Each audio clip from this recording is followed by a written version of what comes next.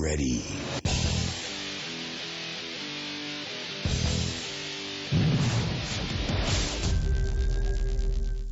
On this episode of Buffing the Rough, we're going to discuss the different formats that are out there for folks in the hunting beagle world with Keith Loudermilt. Please help me welcome Keith to the program. Well, Keith, how in the world are you? I'm doing great, Sam. Hope you are. I'm doing well. I really appreciate you taking time today to talk to us a little bit about these hounds and sharing some of your wisdom that you've gotten over the years. But Keith, for those that may not know you, could you tell us just a little bit about yourself? Yeah, I'd be glad to. Born and raised in Statesville, North Carolina. I actually grew up in town. My dad grew up on the side of a mountain over in Alexander County, not too far, 45 minutes from here, but he lived in he came up rough. He had 8 sisters and 1 brother, and mom and dad, my grandparents, and they lived in a little cabin with no electricity, no indoor plumbing. Wow.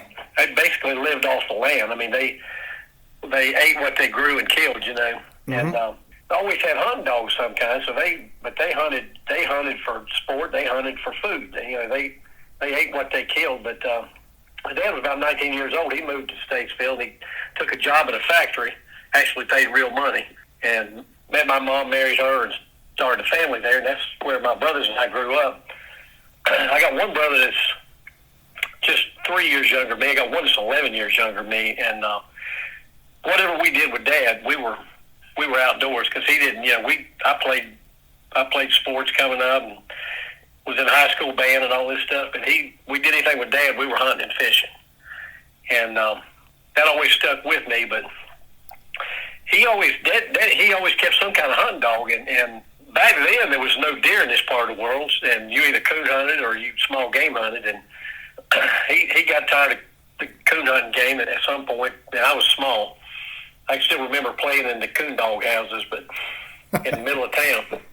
But he started building a beagle pack, and I wasn't even a teenager. But I think the first time he took me, first rabbit I shot, I think I was 9 or 10 years old. He gave me a 20 gauge single barrel Stevens shotgun for my birthday one year, and he always had hounds. He built this pack of dogs, and we met a man named Howard Stamey, and he got to running dogs with Howard Stamey. We didn't know it.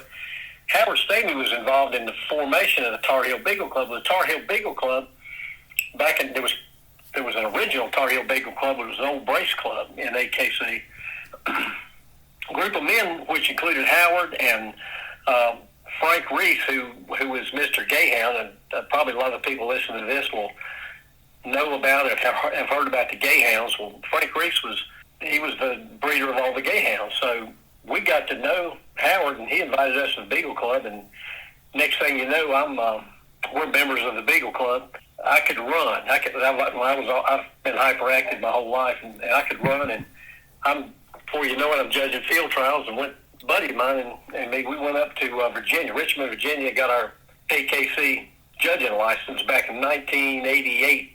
And that was just about the time, just before that, AKC got involved in the gun dog game.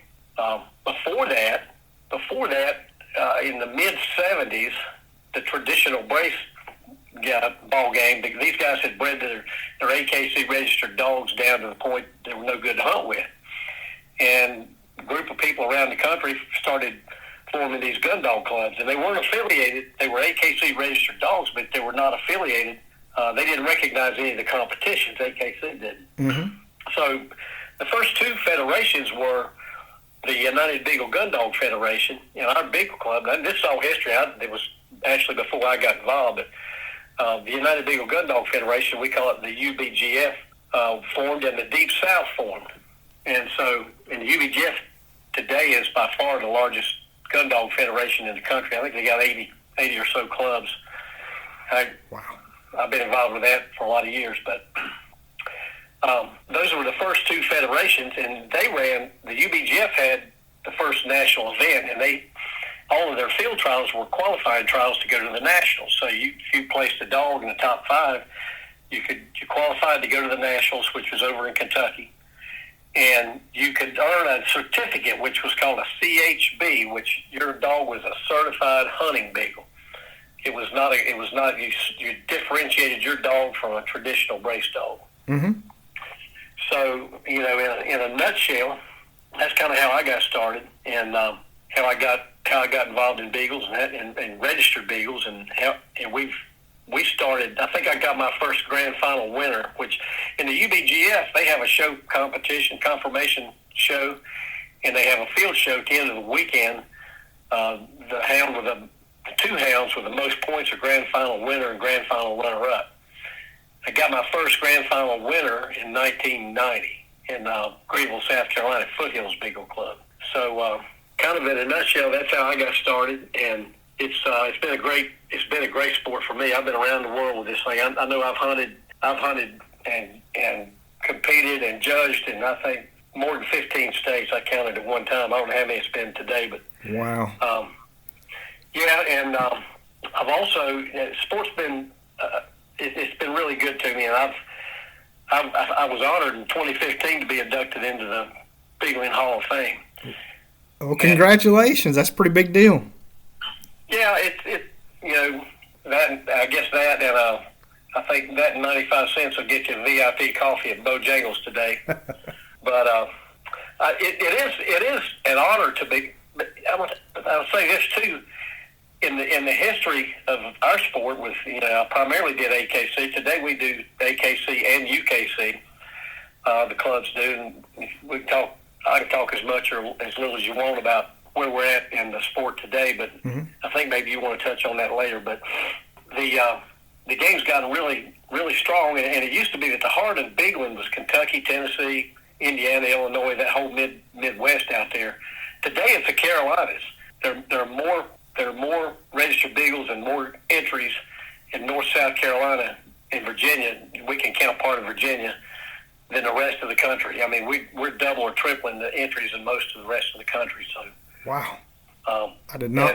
And we're really underrepresented in the Hall of Fame because I mentioned Frank Reese earlier. Frank Reese and myself are the only two North Carolina beaglers in the Hall of Fame. There's 3 in Virginia, and I think 2 in South Carolina. So we've got to get on the ball and get some more. I mean, there's tons of people in this part of the world that are deserving. Well, Keith, this is one of the reasons I'm so excited to talk to you, because I did something that I felt like I needed to do. I asked for people's feedback, folks that were listening to the podcast, and I just asked them, what are some of the topics that you want to hear more about, or some of the people that you would like to hear from? And I got to tell you the truth. This is why you should ask for feedback, because it wasn't what I expected. I thought people were going to ask to hear more about really specific topics and very deep dives, just really getting nerdy about things. And no, I actually had more people ask for beginner type information, broad overviews of beagling. For example, when people are thinking about getting into beagling, or perhaps the competition side of beagling, maybe they already gun hunt, but what does all this stuff mean? What are the different and I went through the same thing myself. I came from the coon hunting side of the world, and so when I started looking at these beagles, I saw things like, and you've already hit several of them, brace. I've heard the words brace. I heard SPO, and I was like, I don't even know what that stands for. I heard hunting beagle type formats. I've heard small pack, large pack, all these different formats. And my understanding was all of these formats, there's probably differences in how those hounds hunt. If it pops in your mind, like if I said, Keith, describe and fill in the blank on any one of those, you could probably say, oh, well, if I'm hunting a dog that's geared up for that format, I would expect it to, maybe have more line control, maybe not as much speed, or maybe it's a totally balanced dog you're looking for, or some formats are maybe heavy on speed. But that was one of the things that I was hoping you wouldn't mind to share with us today, given all of your experience hunting in all these different places across the country, hunting with all kinds of different dogs in different formats. Could you help go through some of those for our listeners? Could you talk about those different formats and maybe what those dogs look like, so it could help them decide which ones they want to pursue? Yeah, absolutely. I mentioned earlier the gun dog movement started back in the 1970s. United Beagle Gun Dog Federation in the Deep South, and they all started with what we call today, and when AKC finally recognized it, they took a format they already had, which was called small pack, and they tweaked it a little bit for the gun dog people, and they called it small pack option. Well, in small pack option, and this is AKC, and I understand, I did a little research, and I think UKC held their first Beagle trial about 1990, so they weren't real far behind in what they were doing. But AKC was mid-late 80s when they approved everything that we're doing today, but they started out with small pack option. We call it SPO.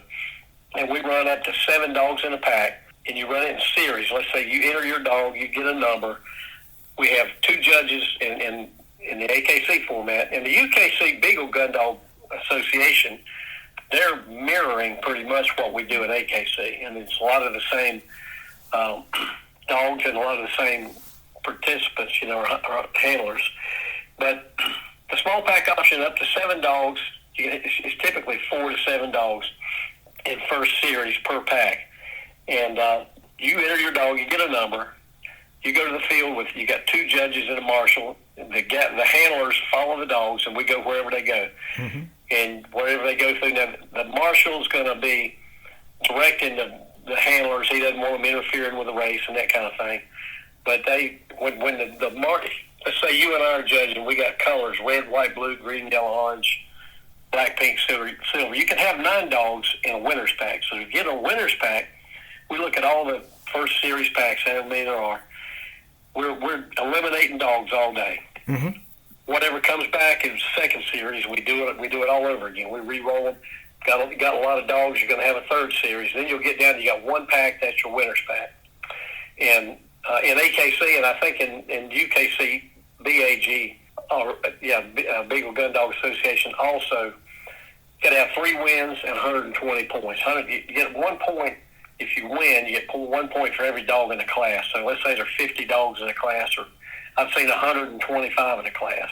Wow. You get a 1 point for. If you win a big class like that, you got all your points in one trial. But and some parts of the country where they're only getting 15, 20, 25, 30 dogs in a class, you might have to have 4 wins, to finish. But typically here in the Carolinas, you get your 3 wins, you made it. But that earns you a field champion title on your pedigree. Now, as far as judging goes, and the style dog, SPO, we're always looking for a dog we can hunt with. And the judges are, if they're doing their job, they're trying to form a pack that can flow, works together, can drive it, can adjust to conditions. If it runs down a road, buckle down, take it down through there. When it gets back in cover, head up and drive it again. And, that perfect dog really doesn't exist, but that's what you're trying to look for. But you're looking for consistent run. The fewer the breakdowns, the better. As a judge, if it takes you more than 1 or 2 rabbits to finish your winner's pack, you should be ashamed. And I've seen winners packs in recent years that, take 5, 6, 8 rabbits to finish, and I'm just shaking my head. But, that's some of it's the dogs that show up that day, and some of it's just lack of judging knowledge, I think. But you're looking for Keith, in SPO, you're looking for dogs that can get up and drive and turn it on a dime and stay on it. With very few breakdowns. So how long does it take to run those couple of tracks? So is there a set time that you hunt? There's not a set time. It's all up to your judges, and everybody's got 2 judges, and they got to agree. And every judge is a little different. When I judged a lot years ago, I'd spend a lot of time in first series. When I got second series, I was down to the best dogs. Mm-hmm. But there's no time limit, and every club's different. So club with plenty of rabbits and plenty of game and good conditions, and everything's well organized, you might not be on the ground 15 minutes. If game is scarce and the club's not doing a great job, you might be on the ground an hour. It just depends. But it's a lot different than the trials. Like UKC takes 4 dogs out, and NKC takes 5 dogs out and do a 1 hour hunt or whatever. Mm-hmm. Come back and tally up the points. And it's different than that. It's going to take, if you if you've got a lot of dogs, it'll take all day. And sometimes, years ago, we really had a lot of dogs that would carry over sometimes. Mm-hmm. You wouldn't finish them one day. Eventually, and you ask about the other formats, that's your SPO. They came out with a gun dog brace format. Okay. The gun dog brace format was typically you run trios in first series, then you come back with the highest scored dogs. There'll be 6, 8, 10 dogs that come back in a class, and they're running braces. That's one-on-one, and they go against each other as they're scored. So your highest dog against the second, third, and fourth, and so on. That's typically a cleaner dog. Those dogs, because you get judged, you can have a pretty good run in first series and still not make second series. Mm-hmm. You got to really look good, and you can't go out and hit and miss run and make second series. So you got to have a dog big nose, can flow, not drop the rabbit, and beat the dog he's running with. Mm-hmm. Mm-hmm. They're hypothetically, these dogs should be the same, and you see, depending on where you're at in the country, you see, some gun dog brace dogs in SPO and vice versa. But the trends have gone two directions, and AKC judging too is all subjective. So it's not a point system. You don't strike your dog. You don't have a judge that's keeping score.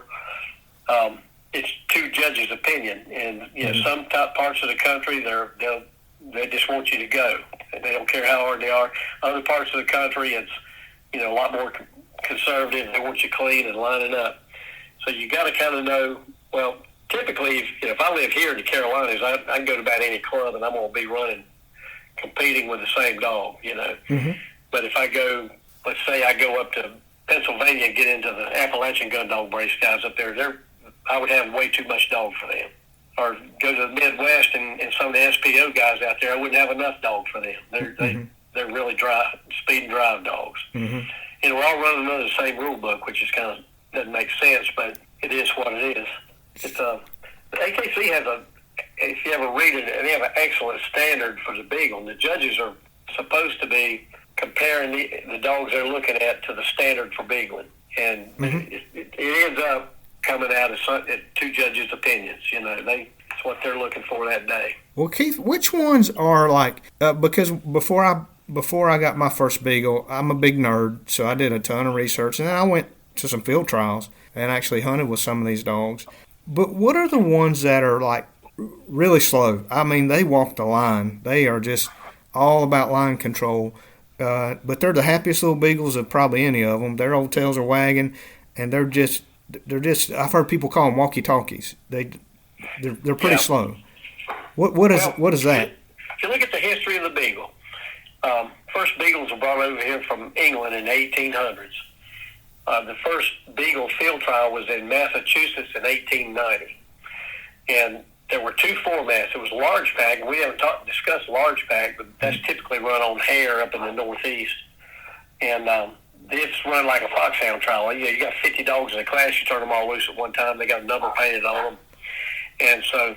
Boy, I bet that's a racket. I bet that's loud. I've never been to one. I'd like to go see it, but that's large pack. They had large pack and they had brace. It wasn't called traditional brace or gun dog brace. It was just brace. And for years, the brace dogs, men hunted with the dogs, same dogs that they field trial with. They'd hunt Friday and field trial Saturday. And that went on until the 60s.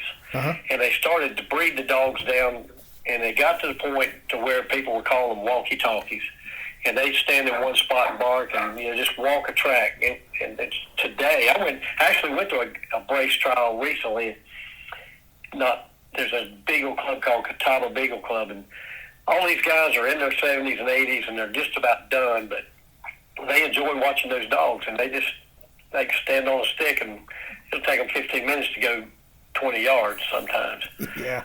But that's how they bred it, and that's what spurred the gun dog movement back in the 70s. Mm-hmm. It got to that point, and if you had an AKC dog, somebody thought you had, they said, well, I don't want that. You got one of those walkie-talkie dogs. Mm-hmm. Which that wasn't the case. There were still some really qualified people like Frank Reese and others around the country who were still breeding gun dogs and registered with AKC. So they pretty much saved the AKC registered beagle as a hunting dog. Mm-hmm.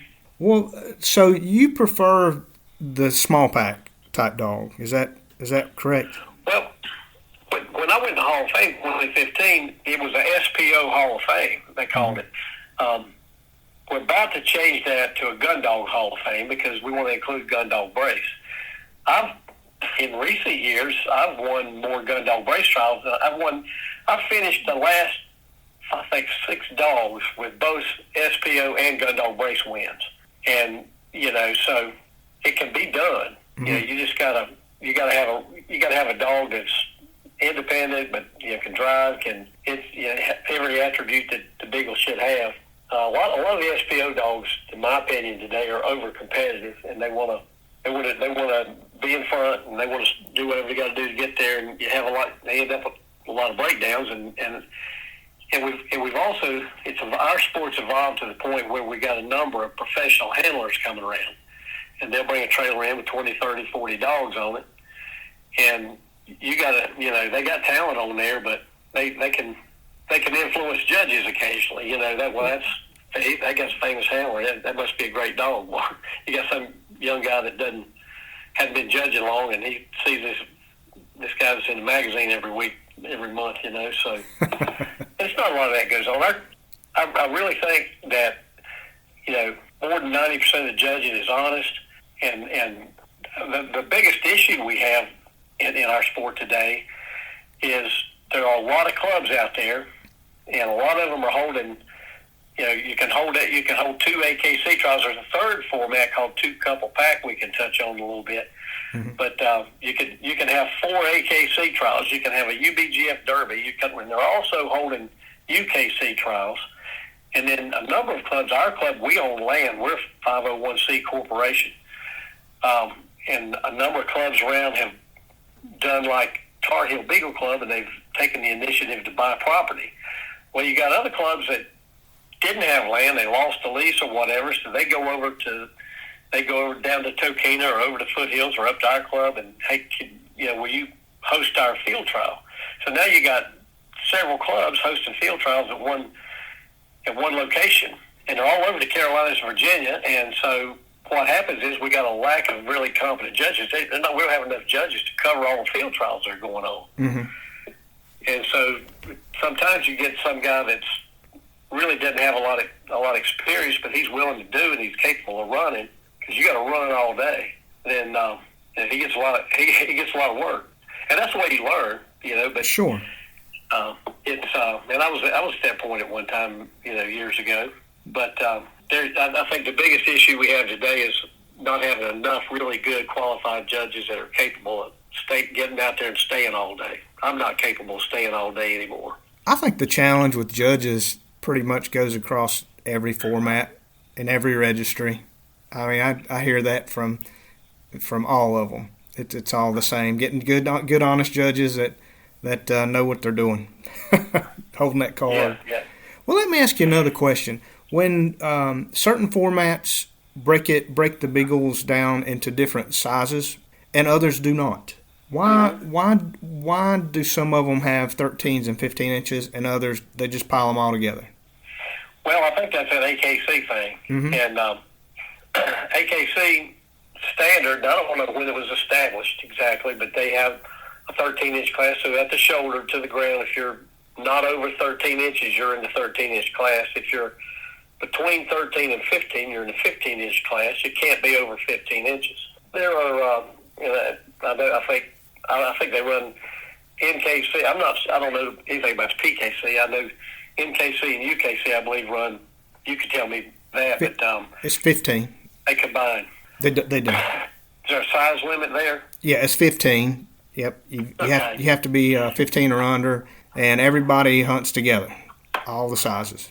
So when they break them into different size groups, in your experience in these other formats, is it a big disadvantage or advantage to have the bigger dog or the smaller dog? It can be an advantage. You don't want to have an 11-inch dog competing with a dog that's full 15 inches. Mm-hmm. you're going to get pushed around unless you can get up and dominate.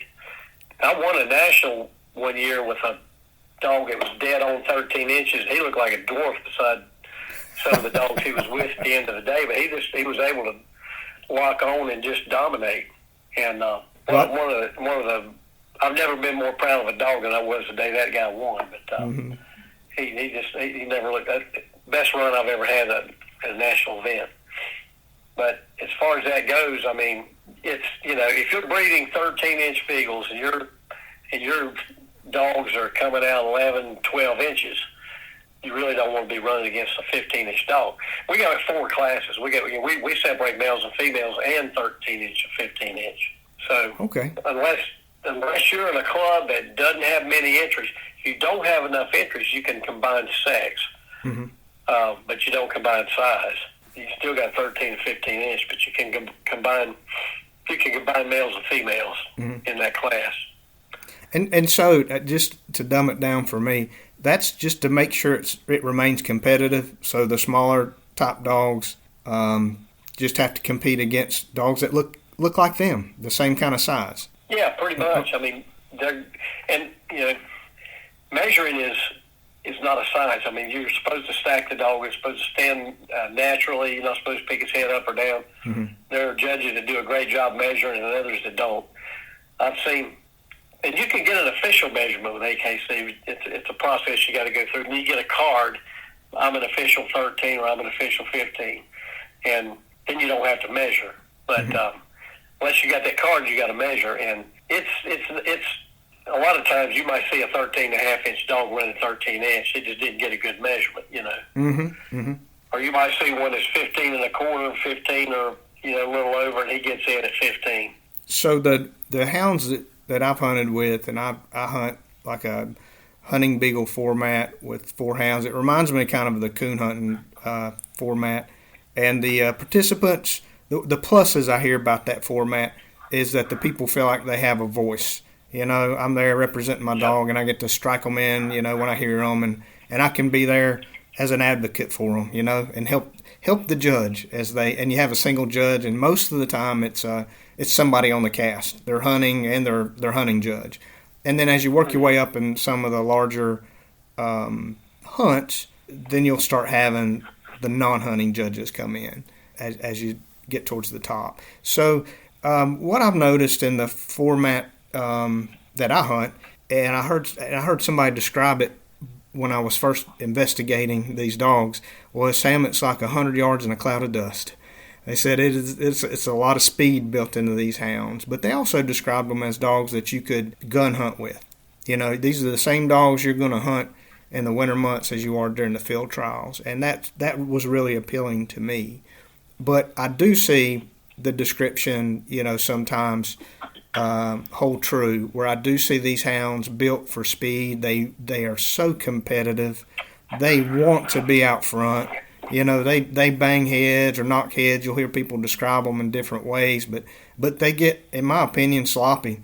They'll start slashing and cutting and just getting rough because they lose focus on that rabbit and start focusing on the other dog, trying to be out in front of it. And so I've seen them break down more than I would like to see them break down. And I think some of it's related to they're just so dang competitive. So that's one of the things that I like about some of the other formats. Maybe the dog doesn't have quite the speed, but they have much better line control, and you just don't see the breakdowns. And I thought it was a really interesting comment you brought up earlier about you should have the pack sorted in a rabbit or two, a race or two. You ought to know who's the best dog. How in the world are you going to do that if you keep breaking down? You jump a rabbit, run it for 50 yards, and break it down and lose it. I tell people, it's a lot of guys try to make rocket science out of it. It's not rocket science. If you're breaking down consistently, there's a reason. And it's sometimes that flashy dog, it got that big mouth, grabs it, snatches it, and drives off with it. Man, I love that dog. But he's causing every breakdown. If you take him out, all of a sudden you're a smooth running rabbit. And I can, I say this: feed whatever you like. If you like a speed and drive dog, there's a format for anybody. That's right. And that's one good thing about, when UKC got in, NKC, which was the ARHA, PKC, and then the multiple formats, and AKC and the multiple formats. There's something for anybody. You can find a space and with your dogs and go have fun. And it's something. The great thing about competitions is it's something to do year round. I mean, I've got dogs running now, and they'll be out all night, just staying in shape for the fall. Mm-hmm. And so, but there's something for everybody. But as far as I can take that dog and go hunt, you can come to my place, and I'm not bragging, but you can come to my place and pick out any 4, 5, 6 dogs and go hunt. Randomly pick them out, and you'll have a good time. I love it. Love that. And they're going to jump rabbits, and they're going to hunt. They're not going to outrun. I used to have a reputation for having faster dogs than most of the people in North Carolina, and I think today I got a reputation. I got a reputation in a lot of the country being slower than I need to be. Some places still think I'm too fast. I got the same dog I always had. Uh-huh. And I'm not going to change that. I want a good, consistent run, and 1 to 10, I'm running a 6 speed, say maybe a 7 if it's high. I'm not. Mm-hmm. But I don't care how fast they are, as long as they're not outrunning their nose. That's right. If you can turn on it, and you asked me about some. You were going to ask later about some dogs I'd seen. I'll tell you about one in a little bit that was special and could turn it on a dime. But you can hunt with any. You should be able to hunt with anything you see at a competition. Well, let me ask you this: certain formats allow you to hunt in enclosures, and others do not. So, what does that look like when you hunt in an enclosure? Because is that 10 acres, 15 acres, 20, 50 acres, 100 acres? What does because an enclosure, a big enclosure, really, do you really need that much room to run a rabbit? He's just going to run in circles. Well, if you got cover, I'm not so big. Enclosure's big if you got plenty of cover. Mm-hmm. My fence, I own 30 acres, so I think I got about 25 or 6 fence in my fence. And I got plenty of cover. I keep my paths mowed. We keep feed strips out. We got little rabbits running everywhere. They raise in there, and they do great. Most of the clubs, our club, we got 2 40-acre pens. Some are bigger, some are smaller. Depends on the club. Gun dog brace, you don't need a lot of. You're running at the most 3 dogs at a time. You don't need that much territory. If you're running, if your cover's thin and you're running 7 dog packs and SPO, and you got some hard-hitting dogs, and you're going to need a bigger fence. Mm-hmm. But the fences came in, when I got into this, nobody had a fence. And we could run on anybody's property, and nobody cared if you got over on their land. That's just them guys down at the Beagle Club. Mm-hmm. Well, that's all changed with the population explosion. When I was a kid, there was 4 million people in North Carolina. Today, it's almost 11 million. Wow. So, yeah, and it's not slowing down. More people are coming here. So clubs need to have property, need to buy land. And the thing about most of our clubs, we'll have, we had 280 dogs at our November trial last fall. And then we had a hurricane on Friday. We had well over 300. We had a North Carolina State Gun Dog Brace Championship. Mm-hmm. And we're doing it again this year. I guarantee we'll be pushing 300 dogs. You can't do 300 dogs in the wild, in around here. Mm-hmm. We got 2 fences. We're running 2 classes. We run males one day, females another day. 13s in one fence, 15s in the other fence, and get it done. And that's, there are probably some people that feel like they get shortchanged. They don't get enough time on the ground and that kind of thing. But, it's people are into it because a lot of people are showing up. Mm-hmm. Mm-hmm. I just always thought that was interesting, and I didn't know kind of what the pluses were. I know safety is always a big thing to me. You always worry about your hounds. Like you said, it seems like a new house is going up around here every week. So, clear land left and right. Yes, and so if those hounds cross the road, something bad is probably going to happen. So to have more control for safety reasons alone, I think would be a good reason to hunt in an enclosure. But thank you so much for sharing kind of the differences in the hunting formats and maybe what kinds of dogs would be better suited for each. So knowing kind of where you like to hunt and what formats you like to hunt, what do you look for when you're, getting ready to pick out that next up-and-coming dog that you want to campaign? I mean, what are the traits? What are you looking for? Well, hunt and desire, you got to have a dog that's going to hunt. In AKC, and it doesn't always happen, but judges, if a dog's hanging out with his handler, he's supposed to be picked up before he even gets a chance to run. And I've heard people say, well, these dogs don't hunt like they should. And I've seen dogs that didn't hunt, and I've seen some really, really good, hard hunting dogs. And there's more talent out there today than I think than there's ever been. But I'm looking for a dog that's straight. First thing you got to have in our game is nose. I mean, you got to have hunt, you got to have desire, you got to have nose. You can't smell it on that hard day when 10 packs have already come across the same ground, along with handlers and judges, and rabbit crosses there. You got to be able to smell it. And so, but you got to have hunt. You want that dog that's straight and checks ahead. A lot of dogs that want to check back first, and that dog that checks ahead is going to get it and beat them every time. I like to see dogs that can adjust, we call it gear down, or adjust their speed to conditions. I had a guy in my house years ago, and it was a tough scent day, and he was watching some dogs run, and they were just keeping it going, just keeping it going. He wasn't real impressed. He came back later, and it was a damp, rainy day, and they were driving around the property. I mean, he said, "That's not the same dogs." I went, "Yeah, it is. That's the same dogs."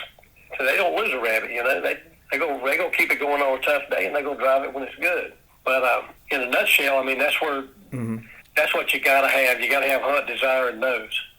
And I don't like a dog that hunts left and right. I want them inside first. If a dog in our game, if you drop it here and your first move is 20, 30 yards out, you're not going to last long. Somebody's going to get it inside and make you look like a fool. Because they're going to get it. And if judges are doing their job, and checks are not going to be long, they're going to get it and go. But if your first move is out, you're probably not going to last long. And then I've had. I mean, nobody's got a monopoly on good dogs, me or nobody else. Sure. I've gone through a spell where I've had some dogs that were over competitive. They want to skirt to the front and do some things, and they're looking great for the first 6 months to a year, and then all of a sudden they want to get stupid. You go through some of that. I hear you. Yeah, but well, you've been all over. You've been all over the country. You're a Hall of Famer. I know you've hunted with, probably owned some fine hounds, but you probably hunted against some really good dogs over your career too to this point. What are a couple that stand out? And they could be your own, but they could be somebody else's too. I've had some dogs that could compete anywhere and have I've won. But I tell you, couple of the best dogs I've ever seen. There was one, probably both were in Kentucky. But there was a dog named he was a field champion named Gunsmoke's Bad Ben. They called him Big Head. And I was judging a class of 80, me and a guy from Pennsylvania were judging a class of 84 big males at the UBGF National. And it was the third or fourth pack, and it took us from 8 o'clock Saturday morning to 1 o'clock Sunday afternoon to finish. And we were in a dead run for 2 days. And this dog, he's sitting third, fourth, and boom, just peels off to the right, and the dogs in front are putting the brakes on and coming back. I looked over at Mark. Man, did you see that? I said, "You damn right I saw it." And we kept following him. He did it over and over and over. They'd get in front of him, and he'd cut it left, he'd cut it right. We ran it down. We got Sunday afternoon, we got it down to Ben and a lemon and white dog from Pennsylvania. And we ran that brace close to 30 minutes. And Big Head won the trial. But then he has to be, still to this day, he's probably one of the best dogs I ever saw. It was a bitch, a 15-inch bitch that Gary Brown, Reverend Gary Brown out in Kentucky had. He wasn't a breeder on her, but I don't know. I put 2 national wins on her, an AKC national and a UBGF national judging. Her name was BB Bonnie. And the first time I ever saw her, I wasn't impressed. I went to Gary's club up. I wanted to see another dog run, and we ended up running dogs all day. And I wasn't real impressed with it. He comes out, I'm judging the national. I don't even hardly remember.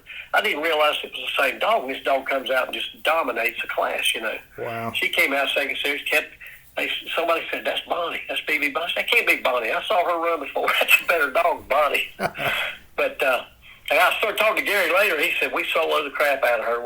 You got to know how to set a dog up sometimes. Mm-hmm. To get them ready, you know. You need to gear them up, gear them down, whatever they need.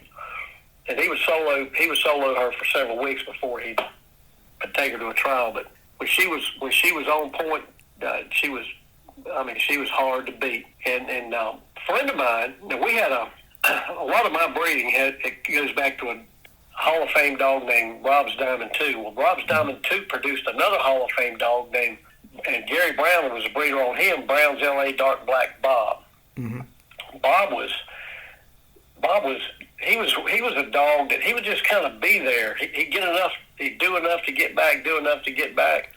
He won a national, made the Hall of Fame later. But you get down to 5 dogs and it's all Bob. Mm-hmm. I mean, he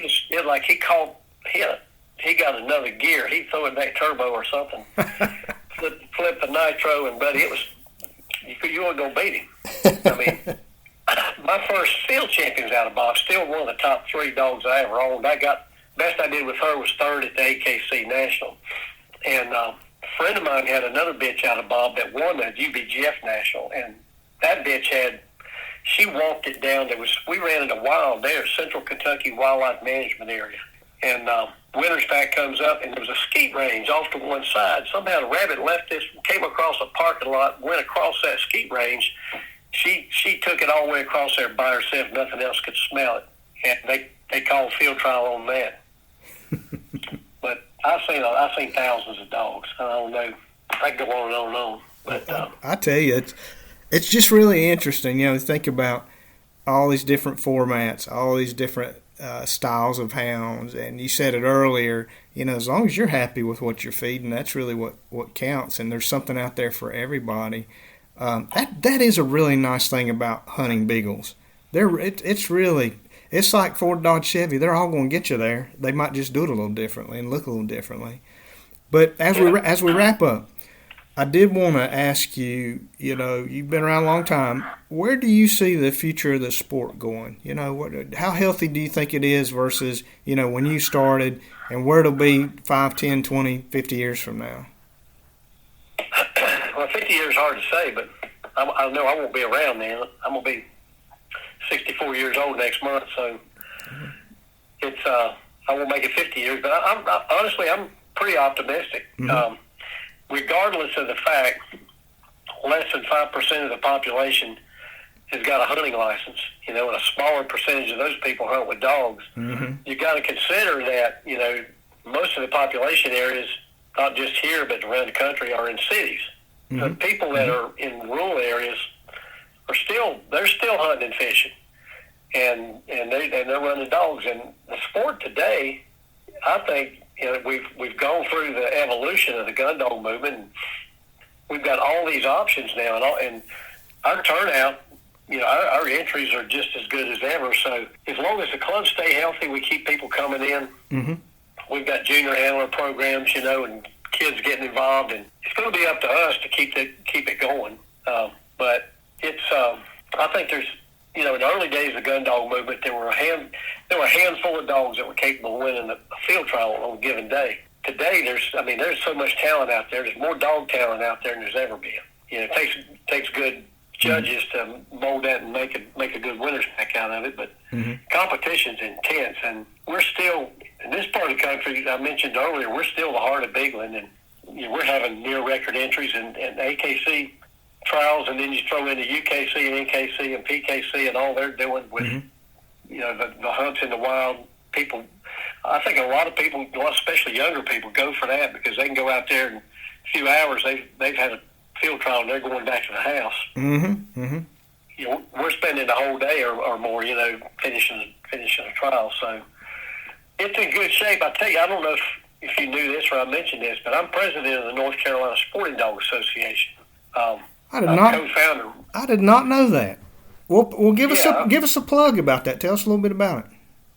Yeah, Yeah, well, our sole mission is to protect our culture, culture and our heritage of hunting with dogs. And we have a lobbyist and attorney in Raleigh. We've got 12-member board of directors, consist of some of the most recognized houndsmen in this part of the world. Mm-hmm. And we got to stay organized. We got to stay involved, because if we don't, we're running into issues every day with animal rights activism. Mm-hmm. And we've got hunters against hunters. We got, especially our big dog hunters down east, and you're UKC, you're familiar with the coon hunters and the bear hunters and the deer hunters. Mm-hmm. They've got big tracts of land, and somebody's got a couple acres over here where they get upset and call the law because your dogs ran across. And we're fighting that stuff every day. Mm-hmm. We fight bad legislation every day. We've been in business 20 years. Every year we fight a breeder bill in North Carolina. Mm-hmm. We know how to. Our lobbyists. Well, I'm not going to tell you how we do it, but we keep it from going anywhere. Mm-hmm. And anything pops up, I don't know how many county commission meetings I've spoken at about tethering and mandatory spay and neuter and trespassing issues and on and on. But we got to stay organized. We got to. It's important, and we got. I think if we do all that, our future's bright. We keep a presence in Raleigh. We keep our club strong. Keep the kids on board, and it should go on for a lot of years to come. Well, Keith, I appreciate what you do in support of the houndsmen, especially in North Carolina. Typically, it's hard to do that with no money. So, do you take donations? You get support from clubs or just hunters, or is that how it works? No. Thanks for asking. I should have said something. No. But lobbyists and lawyers are not free, and we do fundraisers periodically. And but we have memberships in different levels. You can start in at $40 as an individual. Club memberships go from $250 up to $500, and then we have sponsorships $1,000, $2,000, $3,000. Anybody can go to ncsportingdog.com, and you can join right there. We do.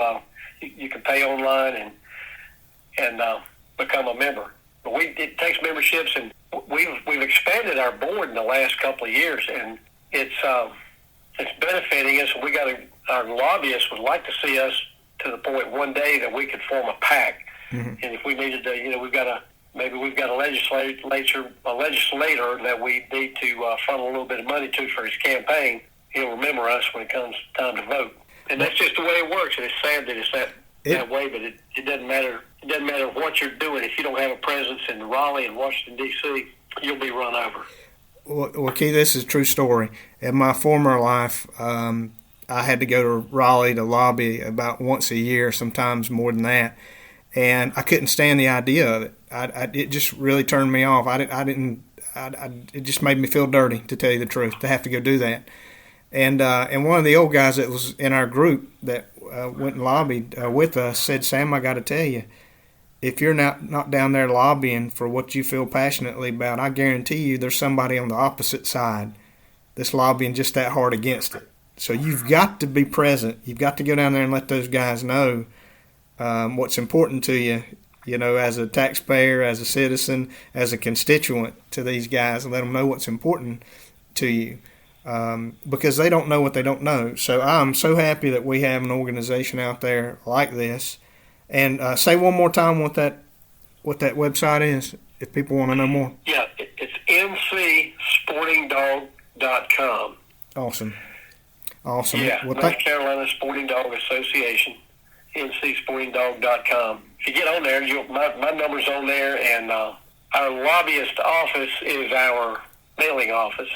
So, but I'm kind of like president and co-treasurer. Okay.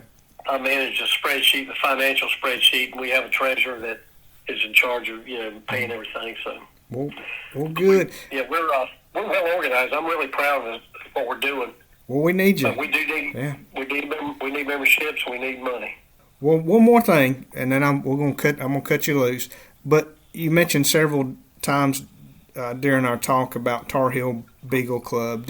For folks that might be interested in learning more about hunting in these competition hunts, or just learning more about rabbit hunting, want to come to a field trial at your club, is there a website they can go to, or do you have an upcoming event you want to pitch? Yeah, absolutely. We got a number. They can also go to TarHillBeagleClub.com, and we have a Facebook, Tar Heel Beagle Club Facebook page. The North Carolina Sporting Dog Association also has a Facebook page. So, but Tar Heel Beagle Club is, we have a Cleveland, North Carolina address, but we're actually in the Cool Spring area, which is right where Iredell, Davie, and Rowan counties come together. Mm-hmm.